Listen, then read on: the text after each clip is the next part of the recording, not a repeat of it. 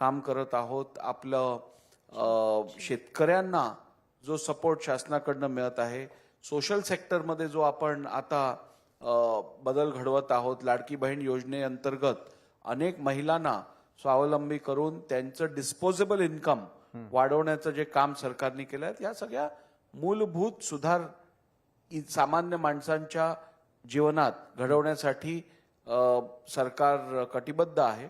आणि मला खात्री आहे येणाऱ्या 5 वर्षात हे जे ध्येय आपण ठेवलेलं आहे की प्रत्येक माणसाला डोक्यावर छप्पर, खायला भरपूर अन्न आणि रोजगाराची हमी, या सगळ्या गोष्टींवरती येणाऱ्या 5 वर्षात आपण निश्चितपणे यशस्वीरित्या काम करू असा मला विश्वास आहे. बरं, ध्येयपूर्तीच्या दृष्टीनं जर इतके अजेंडे असतील म्हणा किंवा विकास प्रकल्प असतील, ते फक्त शहर केंद्रित होत आहेत असं नाही का वाटत?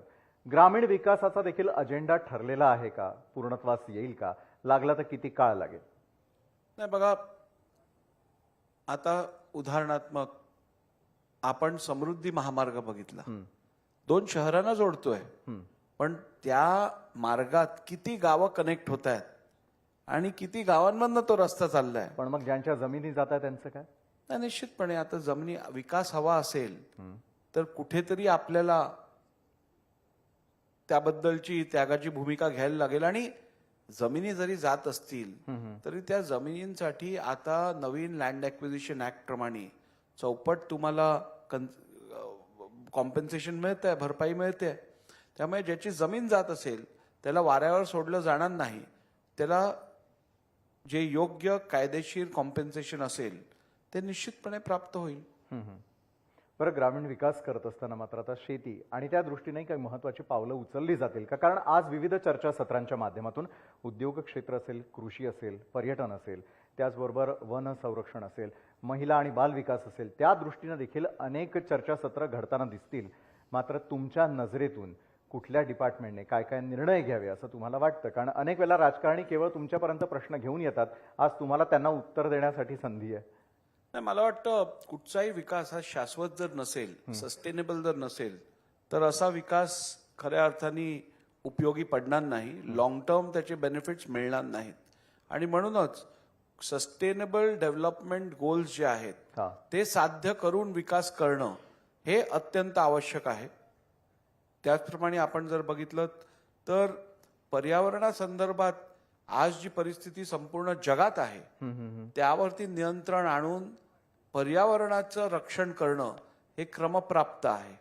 कारण सस्टेनेबल ग्रोथ नसेल, पर्यावरणाचं नुकसान करून जर का विकास होणार असेल तर भविष्यात तो विकास धोकेदायक ठरेल. आपण अलीकडच्या काळात बघत आहोत, अगदी सुनामीपासून ते अनेक भूकंप असतील किंवा वादळ असतील किंवा अवकाळी असेल किंवा दुष्काळी परिस्थिती असेल, याचं प्रमाण जगात, महाराष्ट्रात, भारतात वाढत आहे. आणि हे सगळं ग्लोबल वॉर्मिंग असेल किंवा क्लायमेट चेंज असेल याचे परिणाम आहेत.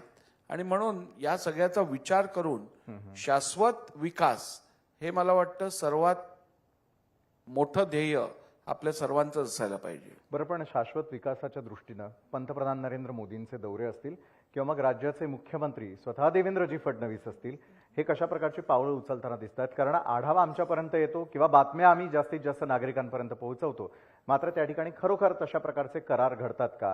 त्या ठिकाणच्या दौऱ्यांमधून नेमकं भारतामध्ये काय बदल हवेत या संदर्भातलं आकलन होतं का? तितका अभ्यास होतो का? राहुलजी. निश्चितपणे होतो. आणि मला सांगताना अत्यंत आनंद वाटतो की भारतात लोकशाही आहे आणि लोकशाहीत आपण सगळ्यांचा विचार करून सामूहिक निर्णय घेत असतो. आणि म्हणूनच आपण बघितलं तर भारतामध्ये आपले कार्बन फुटप्रिंट्स जे आहेत किंवा पोल्युशन स्टँडर्ड जे आहेत ते पश्चिमेकडच्या देशांपेक्षा कितीतरी कमी आहे. आपला एन्व्हायरमेंट कॉन्शियसनेस, आपल्याला एन्व्हायरमेंट किंवा पर्यावरणासंदर्भात ती चिंता ही निश्चितपणे ह्यातून दिसून येते. मग केंद्र सरकार असो किंवा राज्य सरकार असो, यांच्याकडनं या संदर्भात अगदी गंभीर आणि योग्य पावलं सातत्याने उचलताना दिसतात आपल्याला. आणि म्हणून मला वाटतं